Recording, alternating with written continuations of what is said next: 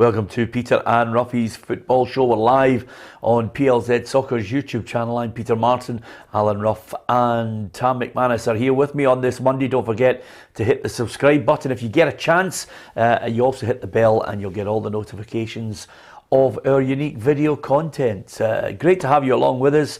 Give us your thoughts on our YouTube feed about the weekend's games. We'll also read out some of your messages that have come in off our PLZ Soccer app as well. If you download it, you can watch the programme and get all the up-to-date bulletins from Gabriel Antoniazzi as well, morning and night, keeping you right up to date with Scottish football. So, the weekend's football, yesterday, up there at Tannadice, well, Celtic just cruised past Dundee United, Ruffy. Yeah, I don't know how that was only 3. You know, it could have been 6 or 7 quite easily. Kyogo, God, he could have had a hat-trick quite easily. Yeah, it was, again, middle to front, just absolutely amazing. It's great to watch that kind of football. I love seeing teams that play a bit of pace and always on the front foot, quick, and you can see the quickness of certain players that other teams just can't handle them once they get into overdrive, and certainly it was a good all-round performance, and obviously the highlight for me was Turnbull not getting a broken leg. But certainly, you know, apart from that, you know, it was.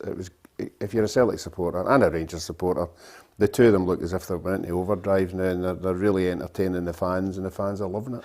Yeah, I mean, that butcher tackle, Tam, I mean, I thought if you got the yellow card, you couldn't then look at it again, but there are some circumstances where they do look at it. I mean, the rules change every week, it seems, in the year here, when you're trying to follow how you can retrospectively look at an incident. It was a bad tackle. He got away with one for me. I thought it was a disgrace tackle. I said it straight away. I thought it straight away as soon as he lunged in there. And he had no need to dive in like that. You know, Turnbull was going nowhere. He was right in the touchline. You know, you just stay on your feet.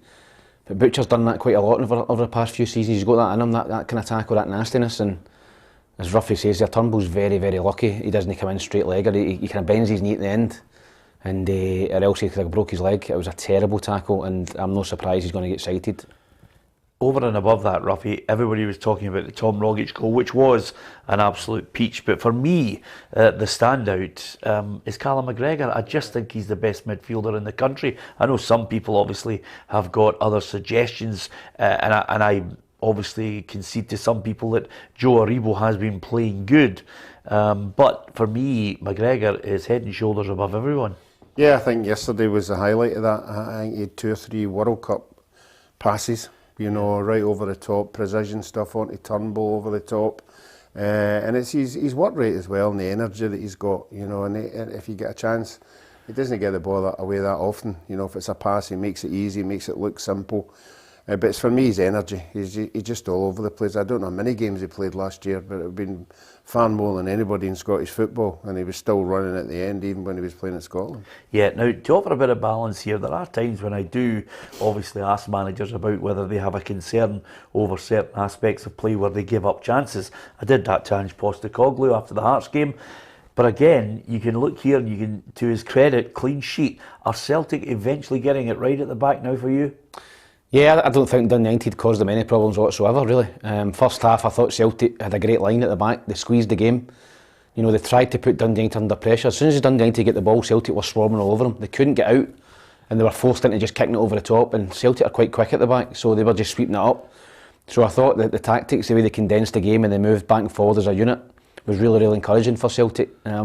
Obviously in Europe they do get exposed a little bit, but you're talking about top class teams, Leverkusen, Betis, even Ferencváros are well clear in the Hungarian league. So I think in Scottish football, you know, against your Dundee Uniteds and your Dundee, St Mirren teams like that, if you go and press them high like that, they're just going to give you the ball straight back, and it just waves of attack. You know, Celtic get the ball, you know, created a chance, Dundee United got it, they gave it away, Celtic were back in the attack again, and that first half, as Ruffy says, that could have easily been 5 or 6-0. Turnbull missed a few as well. Yeah, and this message here from Ronnie Porter, who says Dundee United weren't even at the game. Dundee United's defence didn't even try to tackle Rogic. Well, Ange Postecoglou at the end of the game says when Tom Rogic has the ball, everybody should stop and watch. And with that in mind, I think the Dundee United team stopped and watched him too.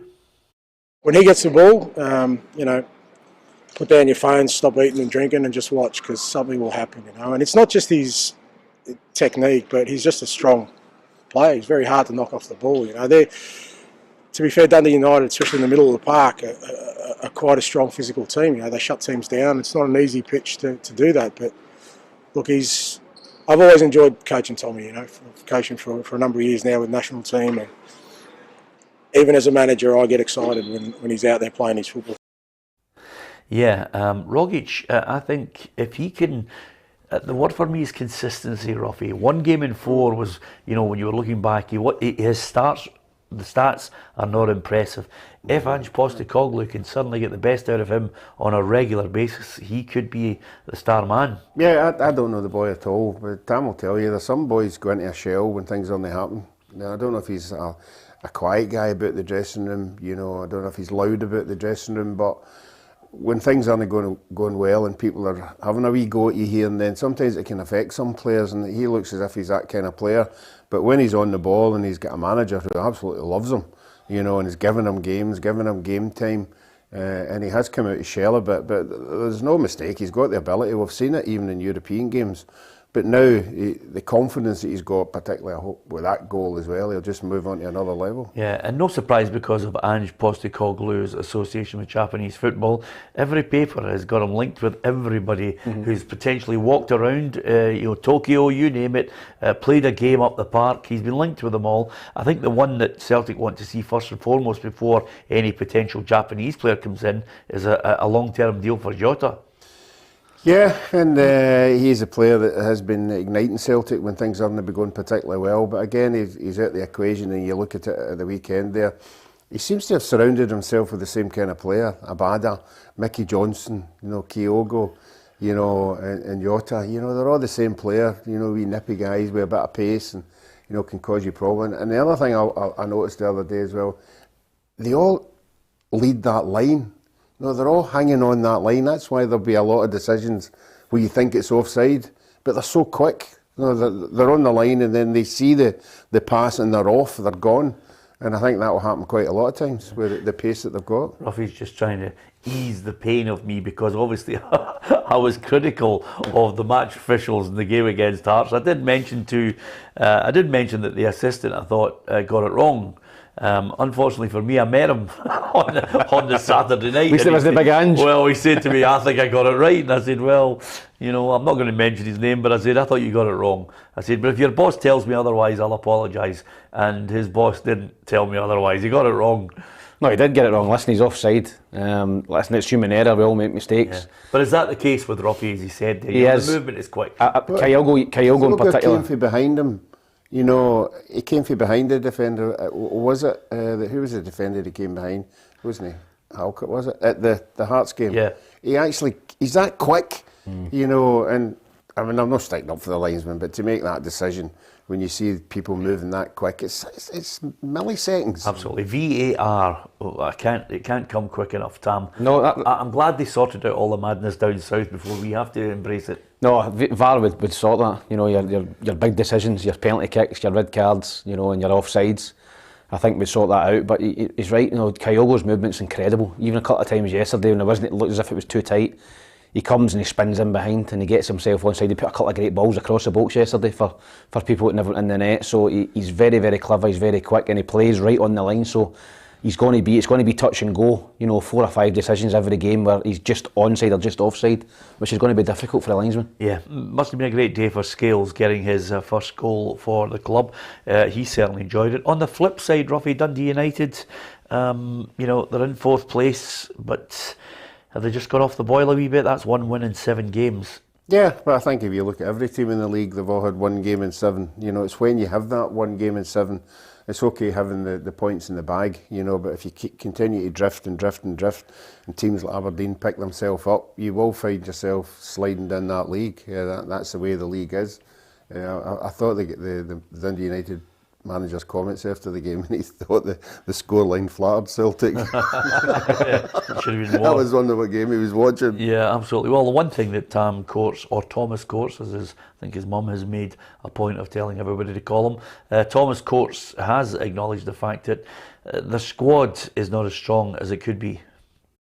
Definitely, and I think we're just in a little moment just now where we've been very reliant on the same players to perform and perform so admirably for us, and we're just in a moment where the squad's a bit stretched and we're just having one of those kind of tricky periods in the season. But again, we're calm, we're focused, we know where we need to get to, and I think today it's more about giving Celtic credit than actually looking at any frailties that we've got. The third in the league. Yeah, what do you make of his comments there? Is there room for optimism even though the squad is stretched?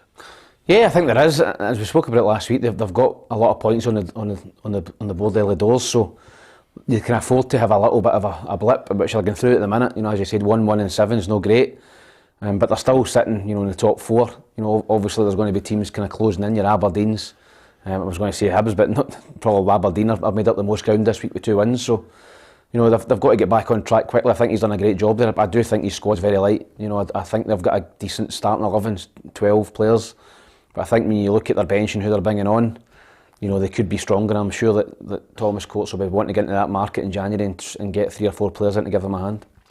Okay, we are talking Rangers next. Then we'll be heading to the northeast to talk to Andrew Shirey. He's just hoping Aberdeen can win all the way through to the Christmas party, Ruffy, so he can enjoy himself rather than us giving him stick. There's nothing worse than somebody coming down and spoiling a party. So if when you sit there with a dour face, you better keep winning. We like to have a good night out. Well, what we could do is we could do a table of 16 and just stick him in the far corner. We're going to talk black sheep. Yeah, absolutely. You are going to be in trouble, by the way. Honestly, I'll hammer you. Thankfully, he's from Elgin, so it won't affect him. Anyway, we'll speak to Andrew Shirey shortly. But what about Rangers? It was a good 3-0 win. And, of course, despite the odd deflection here and there and the goals, Rangers were comfortable, weren't they? Yeah, you could, as a manager, come out after that game and go, if you look at the 3 goals we lost, it was shocking. But again, that could have been 7 or 8 quite easily. The chances, Rangers in free flow as well, you know, and creating chances. And they were great to watch as well. You know, it's great, exciting football when you see teams playing like that. But I have to say that I thought Dundee were way out of their depth, you know, and the game itself, and they won quite easy. Yeah, Giovanni Van Bronckhorst had this to say at the end of that game. Even after going 3-0 up, we were still looking for the 4th goal. That's the desire that we need in games. We worked hard the passing game, to work on the passing game, especially the speed against opponents that are defending really well and are organised. You need that flow of passing, and we did really well. You can see the more minutes that we played, the more space we got, and also when we changed the direction of play quickly, we dominated, and I don't think too many people would argue with that. It'll be interesting to see. It just seems to have been a smooth transition from Gerrard to Van Bronckhorst. It does. I think it's been a great timing. I think timing's everything in football, but it was a great timing when Gerrard left that Van Bronckhorst was available for free. He just left his job in China. He knew the club, you know, his experience at Rangers. You know, he's won championships with Feyenoord. He played with the club, so I think it was perfect timing for everybody. And he's came in, and I think it was a good one for him to miss the semi-final. You know, so he's 3 out of 3 so far. They've definitely tightened up at the back since that semi-final. You know, I thought they were very solid against Hibs, never gave much away, and again another clean sheet at the weekend. So no, I think that he's came in, and the Rangers fans will be delighted the way they're playing. Yeah, Stephen Hamilton says if it wasn't for the Dundee keeper, it would have been a cricket score. Yeah, everybody talks about, you know, a Kamara attracting attention, a Ryan Kent, but there's no doubt that Joe Aribo for me seems to be the man who's just at the forefront of everybody's thoughts. He's playing well, he looks dangerous, he's got a brilliant left peg on him, Ruffy. No, I think last season, you know, he was in and out, you know, he wasn't a regular, you know, but I think this year now he's established himself in there as the main man. You know, Steve Davis isn't getting as much game time as what he was getting, you know, and you can see why Aribo's in there, you know, and any time round about the 18-yard box, he's got great feet, you know, and you're frightened to put a foot in there because he's so quick, and he's always liable to score a goal. Yeah, I don't think Dundee will be bothering. Well, they'll obviously look at the mistakes they made, Tam, but their big battle is with clubs around them, not Rangers hammering them 3-0. No, I think they're bonus games for teams at the bottom. You go to Ibrox and Park, anything you get is a bonus, you know, if you can nick a point or whatever, but, you know, they were well beaten. The Rangers were a different class, and as you say, Dundee had picked up a couple of good wins, you know, 2 wins against teams round about them, and, you know, they'll be looking to continue that form. I heard James McPake speaking after the game I think they've took more points in the last 3 or 4 games than they did in the first 10. So they've got themselves off the bottom of the league. They're going to be down there. Charlie spoke about it last week. They're going to be in the bottom 3 or 4 all season. You know, they're not going to be getting out of that. So they've just got to try and pick up wins against the teams around about them. Yeah, we did manage to see, even in a cameo role, Lee Griffiths coming on, picked up a booking. I think James McPake thought some of the Rangers players were trying to get him sent off. But if you are one of those what I call classic noise-up characters, you know, sometimes along the way you get a chance to get back at him for all his tying the scarves to the pole. The downside for me for Lee Griffiths is I think Dundee might look to try and send him back in January. Yeah, I mean, obviously managers, and when January comes, will have to look at their budget and they'll have to try and move people on to get people in. James McPake will have to make the decision. It's nothing to do with budgets, it's contribution, Ruffy. Aye, but you still, his contribution, yeah, he's not on the park all the time, but James McPake's got to make the decision. Do I keep a hold of him, or do I let him go to release that money to bring somebody else in? Yeah. You know, and he'll be looking at other players as well. So that's the category he'll come into. And as I said on Friday, it's a terrible situation for a player with that amount of ability to be in. He really seriously needs to have a look at himself. Yeah, well, time's running out, Tam. I don't know where he goes. I don't know where he goes next. I mean, there will be clubs that will look at it and say he's a free in the summer and say, yeah, we'll take him. Here's a 1-year deal. You know, maybe even here's a contract based on appearances. There's always going to be somebody that will take a punt on him. A manager in trouble round about the bottom of the league, they'll think, by the way, we can get the best out of him. And as I said, he's 30-year-old now. He's not had the impact that a lot of people thought he would have at Dundee. You know, he's 30 years of age. He's still quite a young man. You know, he's no.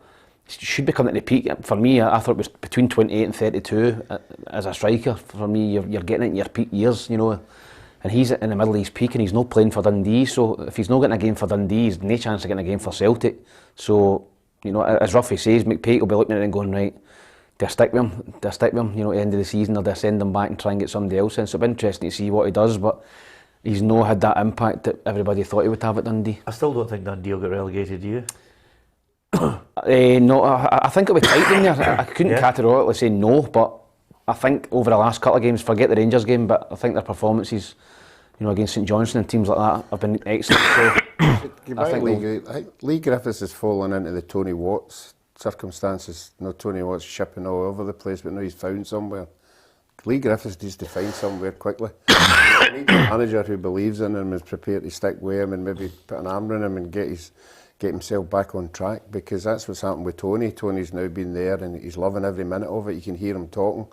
And that's what needs to happen to Griffiths. The one thing I would say about Tony Watt, and I watched him closely at the weekend, I was at the Hibs game, he is in the best shape I've ever seen him in. He came into the studio that day and I thought, he's trimmed right down, he's slim, you know. I thought he looked very fit. The last 10 minutes of the game against Hibs, he was running about, he was shutting people down.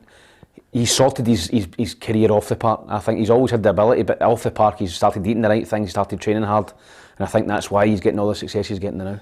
Yeah, okay, let's talk about the Dandy Dons. 4-1 winners over St Mirren. A good win, some really good goals, double from Watkins, double from Ramirez. Rampant Aberdeen. Rampant Aberdeen, it's the only way to sum it up. I mean, honestly, listen, the good thing about it is because you are so old in the tooth, you are not going to commit yourself to say, we're back, are you, Andrew Shiney? No, I'm not going to say we're back, but we're making small steps in the right direction.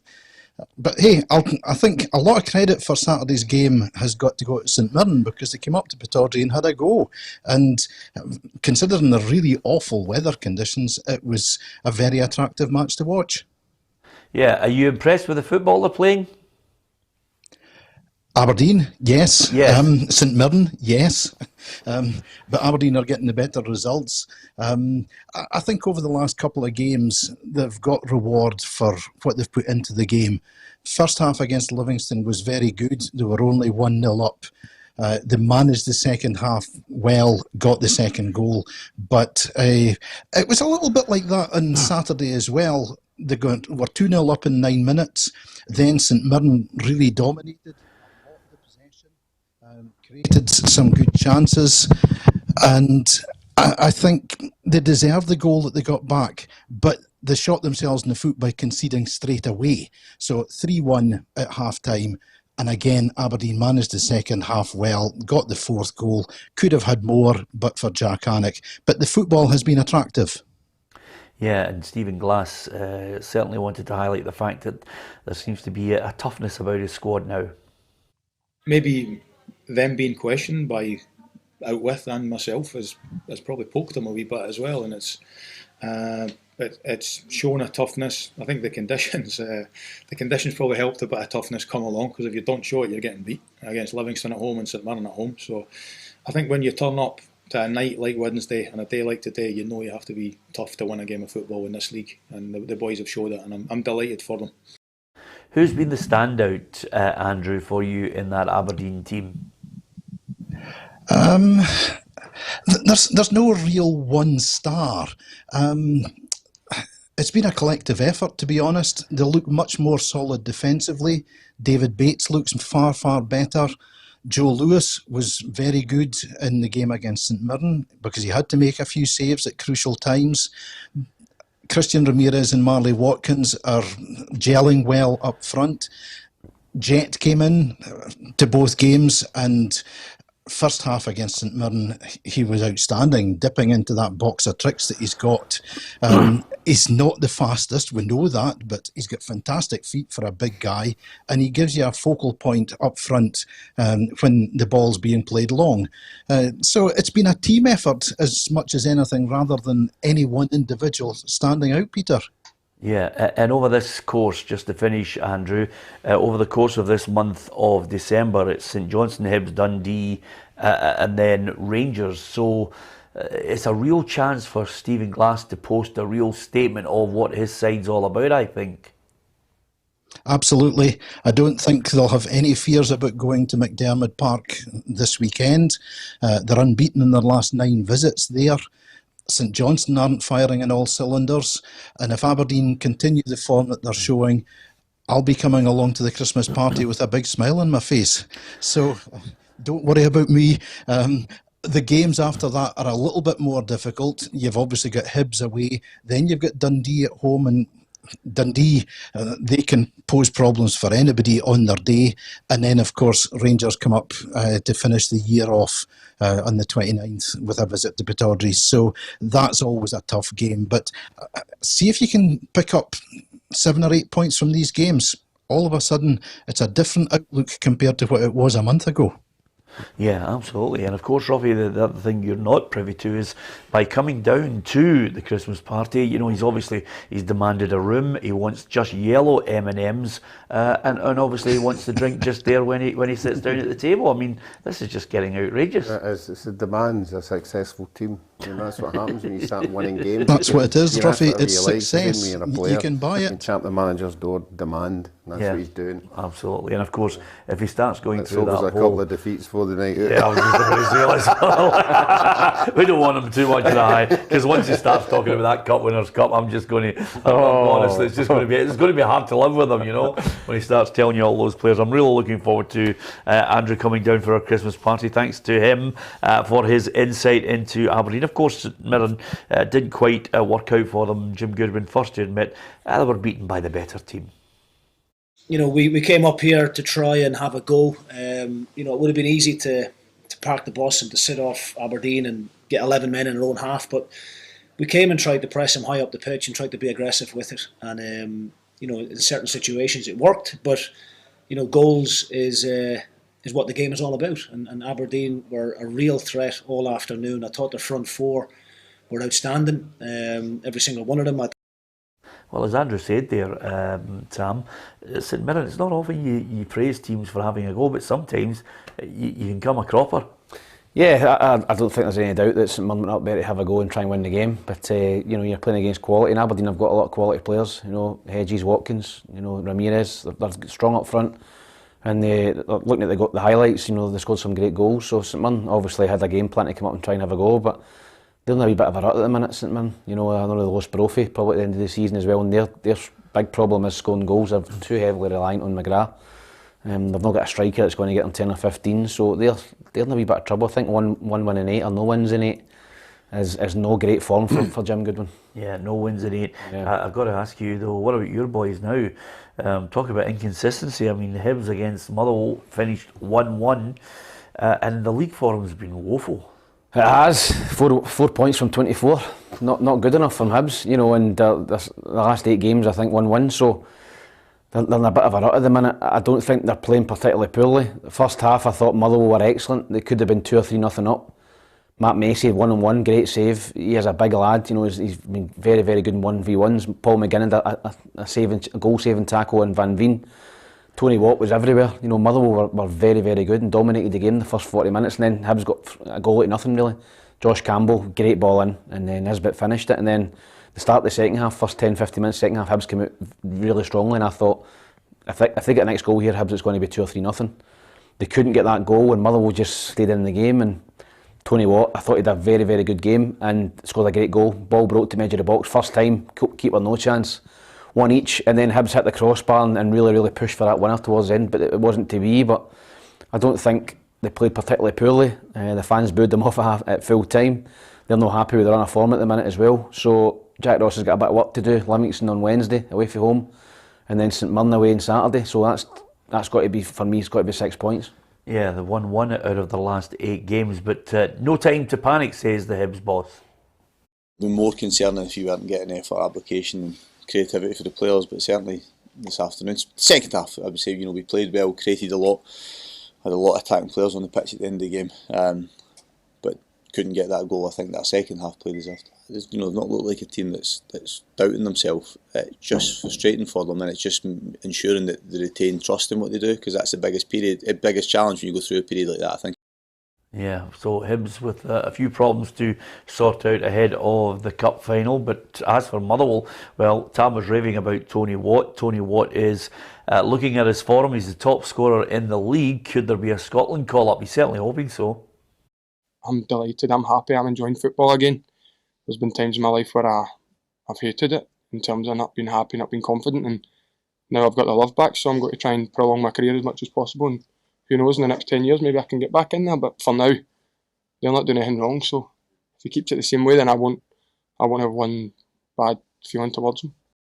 Yeah, he looks as if he's got the bit between his teeth, wants to prolong his career. I think he's just actually managed to focus in and say, listen, you know, I could secure my future for a long time if I can just get the head down. Yeah, no doubt about that. And you've got to have ambitions, and his ambitions got to be in the Scotland squad.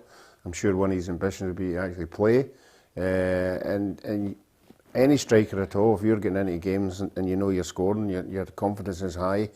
And it doesn't matter what level you're playing at. If you're banging in goals at club level, you'll think you can bang them in at country level as well. So I'm sure Stevie Clarke will have his eye on him, and right up until March, unfortunately for Tony. If it had been immediately now, he'd be in the squad, no doubt. So he's got to maintain that form that he's in right up until the next game. Yeah, I did mention there, it's going to be huge for Hibs, the League Cup. Do you get the feeling that, are the Hibs fans still on side with him, Tam? At the moment, yes, I think the majority are. But for me, there's 2 big games coming up: the cup final against Celtic, and then Hearts in January 3rd at home before the break. That's 2 huge games. If Hibs win both of them, you know, I think you'll see 85-90% of support behind Jack Ross and thinking he's a man. It seems to change by a game-to-game basis for the Hibs supporters. Yeah. After the semi-final against Rangers, great result, we're positive, we scored 3 goals. And then at the weekend there, I'm not sure if he's the right man for the job after the Motherwell game. So 2 huge games coming up. The cup final, as I said to you in a show before, the Hibs supporters would put up with having a poor season in the league if they win a cup. There's no doubt about that. They'll put up with finishing 5th or 6th. They'll not put up with finishing 5th or 6th if they don't win anything. So he's got a couple of big games coming up. But yeah. The unfortunate thing for him as well, 4 out of 24?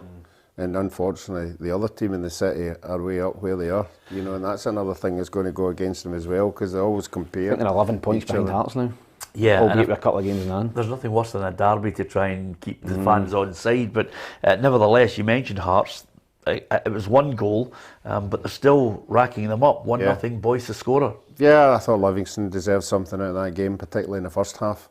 Again, Craig Gordon producing worldies, you know, and you can see his worth to the team. He's outrageous, isn't he? There was one of the saves was outrageous. It was, you know, I mean, it's the triple save. He's just got him brilliant. Yeah, it's good. But let's not take anything away from Livingston. I thought in the second half they improved a wee bit.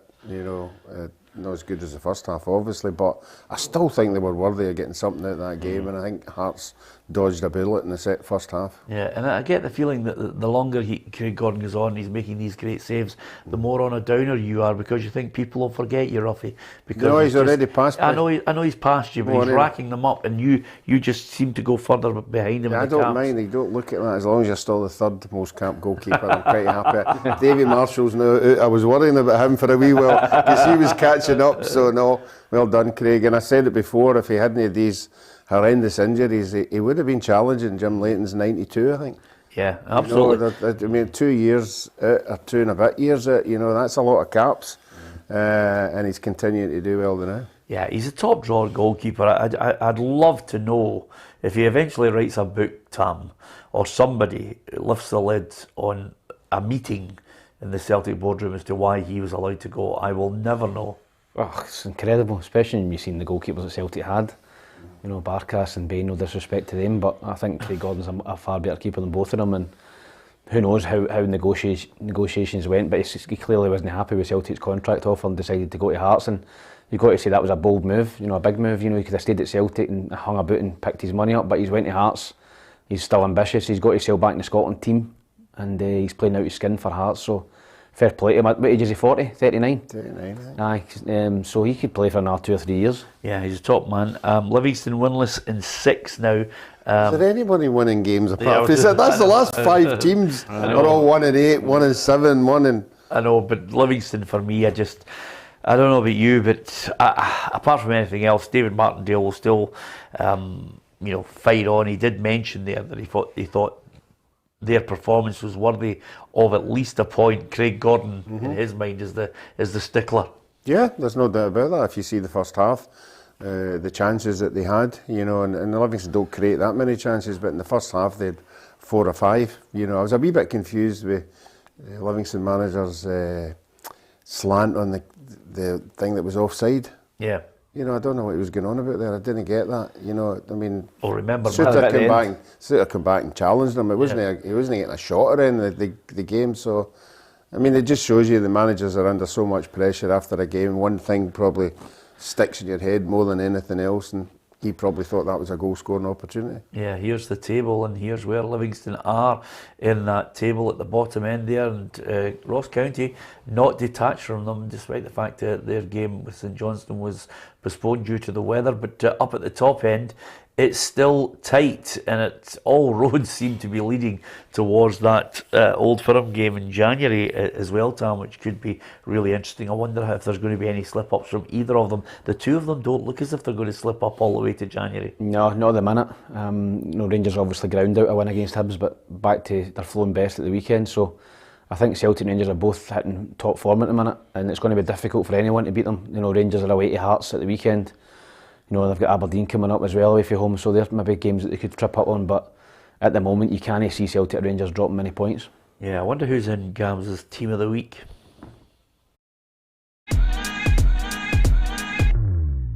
Craig Gordon made 6 saves that have already been branded as world class, and he's certainly the league's standout at the moment. Bevis Mugabe was solid again as Motherwell earned a point at Easter Road. Carl Stahlfeld has vastly improved since his arrival in the summer, and he helped deliver 2 clean sheets in 4 days. Borna Barisic kept Dundee out and was strong down the Rangers' left flank yet again. Josh Campbell had his best Hibs performance on Saturday with an assist and a strike off the underside of the bar. Carla Mcgregor is everywhere at the moment, driving his team forward, and his chip past the Turnbull was brilliant. Tom Rogic dribbled past 4 United players as if they weren't even there to kill in one of the goals of the season. Joe Aribo is Rangers' man of the moment. He scored the opener and drilled in a cross which created the second. Marley Watkins grabbed a brace for Aberdeen at a sodden Pittodrie, and he was electric throughout. Christian Ramirez showed his poacher's instinct with 2 first-time finishes to kill off St Mirren. Fashion Sakala didn't score, but he was outstanding on the left wing, going close several times.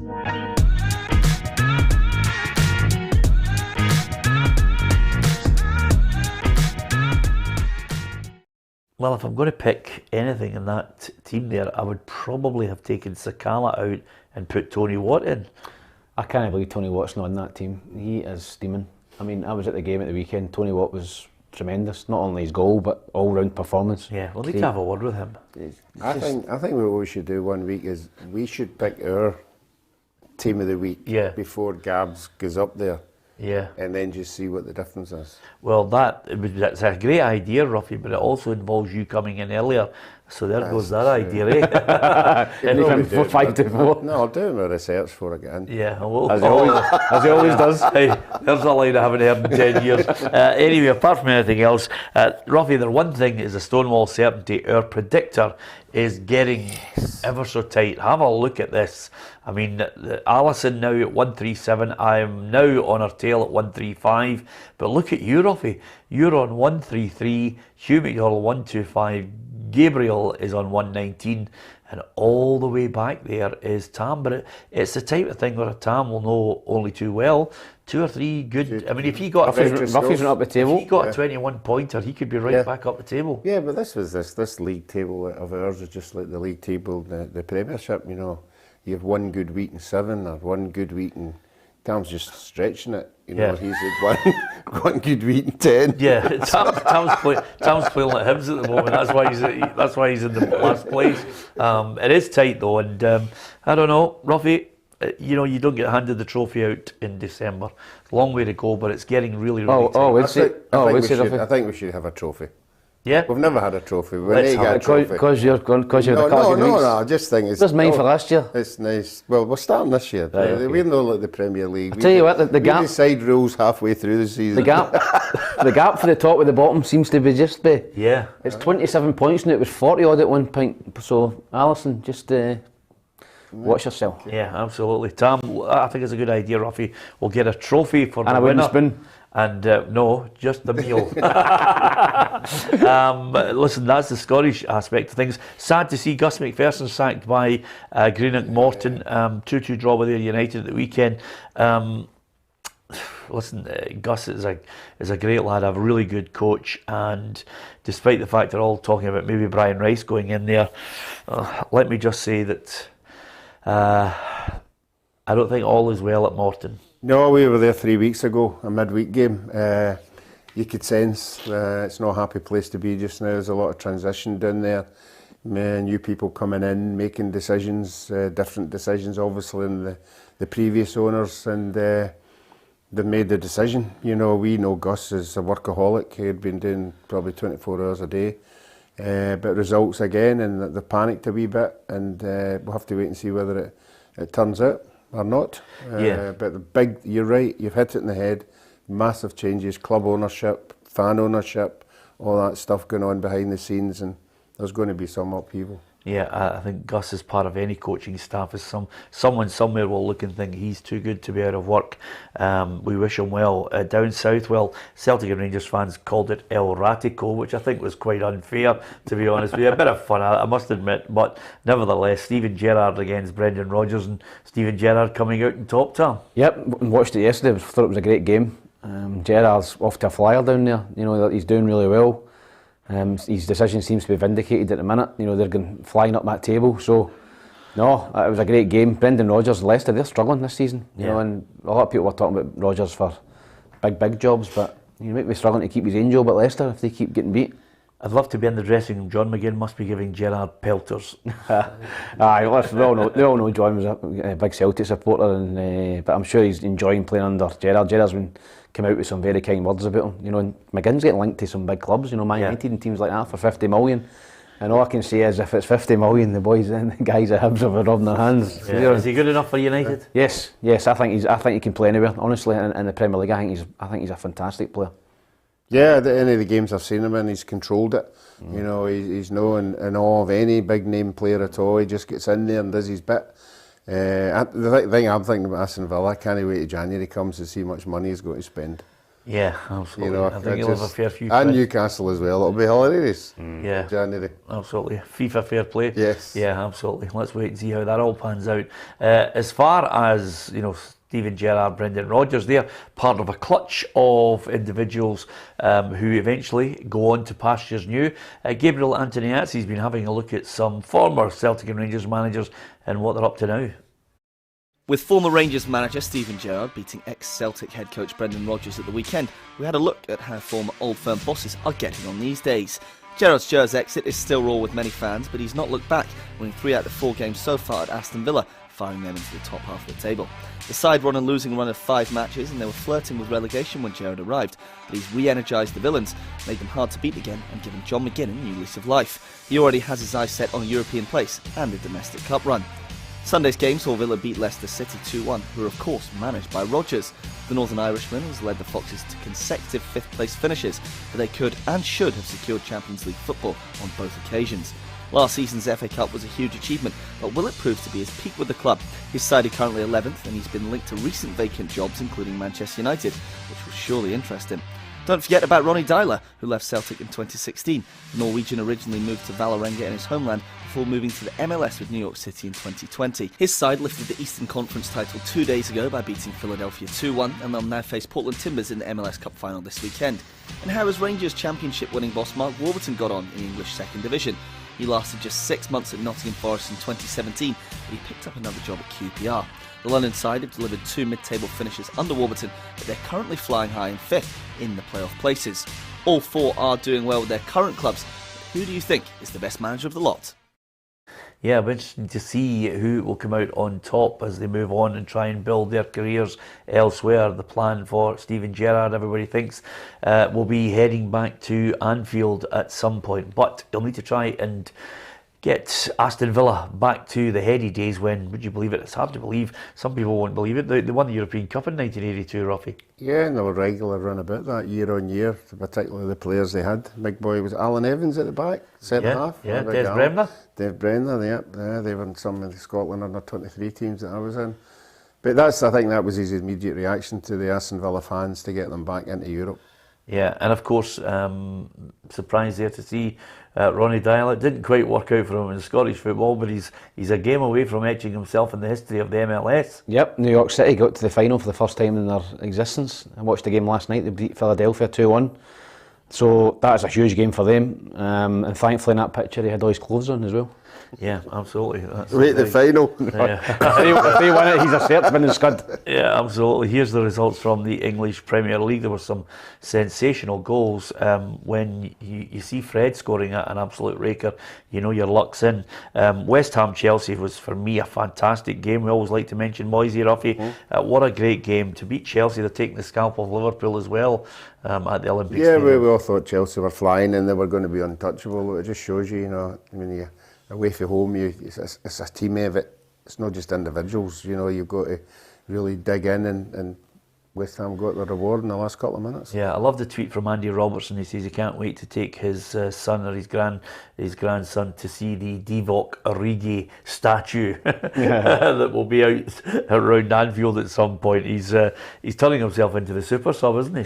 He is. It was Alvan Fairclough back in the day. David Fairclough, back in Liverpool, back in the olden days, but no, he certainly came on and scored the winner, last kick of the ball against Wolves. Big goal for Liverpool, particularly with Man City just now looking as if they're just churning out win after win. Chelsea dropping points, so big result for Liverpool. But I did say that I thought Man City were a certainty, and I think they will win the league. Yeah, it'll be interesting to see how United, their form changes under Ralph Rangnick. I think the general feeling is he inherited a good squad. He certainly thinks he does. More than happy. I was positively surprised by the physical state and the intensity. The first half hour was amazing. I felt it was extremely high tempo, high intensity, always on the front foot. The only thing that was missing in this first half hour was scoring 1 or 2, if not 3 goals. But for me, it was clear that you cannot play the whole game 90 minutes on this kind of intensity level.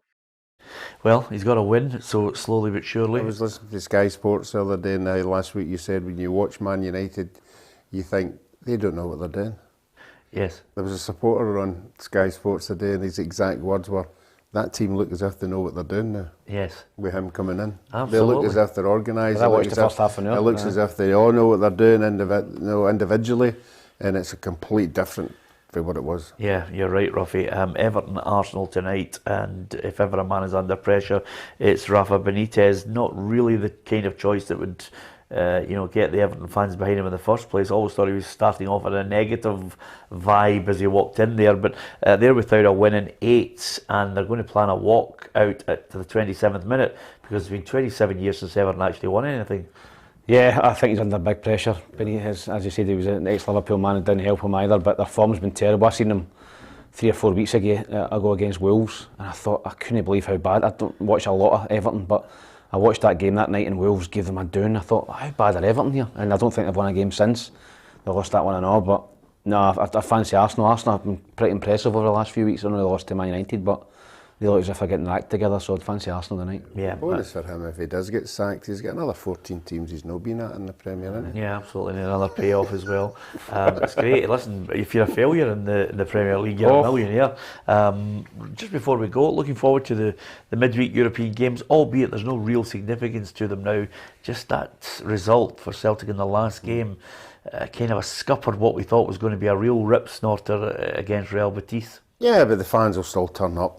They'll still expect a European experience.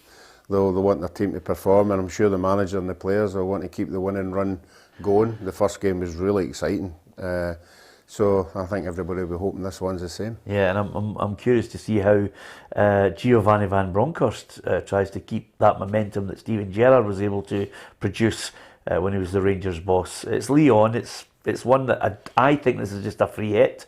I don't think they expect to beat Lyon, do they? No. It'll be interesting to see what teams they both put out. I think Rangers have got a far stronger pool of players. I look at Rangers can play a pretty strong team and rest key players. Celtic, if they rest McGregor and Kyogo and guys like that, they're going to be pretty weak. But as you said, I don't think there's that much on the games. And Rangers have got a huge game at Hearts away on Sunday at 12 o'clock. Celtic play Motherwell at home at 3 o'clock, so I think that's probably a slightly easier game than Hearts away. So I think both teams will rest all the big players. Yeah, absolutely. Don't forget, you can subscribe to PLZ Soccer's YouTube channel. Hit the bell as well and you'll get all the notifications. Tomorrow we'll give you details of how you can win an Xbox One.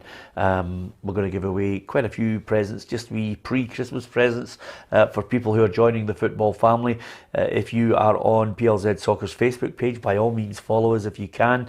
And if you download the PLZ Soccer app, fairly straightforward stuff, you get all the latest breaking news in there. You can watch the shows and of course the news on a daily basis. It keeps you right up to date with all the Scottish, English, European and world football. And the latest one there, supporters not going to get a chance to see Lyon Rangers, 2,200 tickets. The Rangers fans were hoping to head out there to France, but it's just not to be, with obviously the COVID situation taking a hold of football once again. But all the stories are there if you download the PLZ Soccer app.